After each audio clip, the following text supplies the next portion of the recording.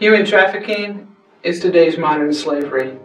There are almost 28 million people that are trafficked every day, and of that 28 million, 14 million of them are trafficked through India. New Delhi is a city of 28 million people. It's the third largest city in the world. And of 28 million people, less than 1% of them are Christian. There's over 650 unreached people groups just in the city of Delhi alone. There's also over 2 million Rajputs who live in Delhi. And it is that group that is the policymakers in India. And I desire to be able to live amongst them in order to be able to reach out to the Rajputs, in order to help influence the policy that women matter to Jesus. Francis Chan once said that the answer to human trafficking is discipleship. And I believe that. I believe that the way to answer human trafficking is to make disciples for Jesus.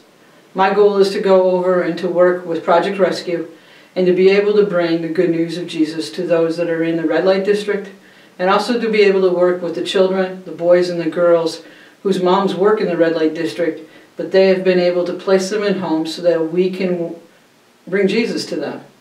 My goal is also to be able to work in the villages that are the generational villages, where for generations they have sold their daughters.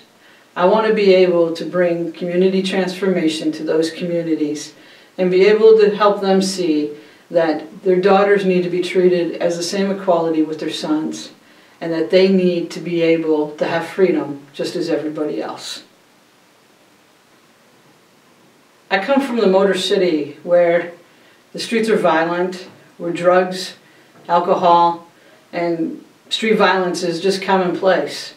And I've worked with these young people now my whole career. I've built a career in Detroit, Michigan, working with children, working with boys and girls and adults and families, being able to help them see that there is community transformation, that we can rise above the ashes and we can build a better community together. I think it's one thing to talk about human trafficking. It's another thing when you see their faces.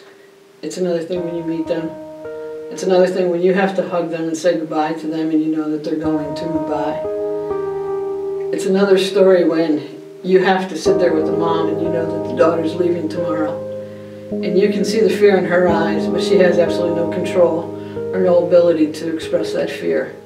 I think it's difficult when you work with women in human trafficking because you know the feelings they're having.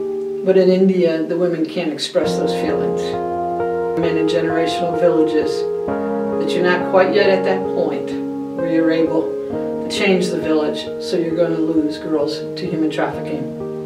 And to know that the only way that you can sleep at night, that I can lay my head down at bed at night, is to know that Jesus goes with them. And one day I was talking with a young lady, and she was leaving the very next day to Mumbai. And she said to me, she goes, "Jerry, don't worry. My Jesus goes with me."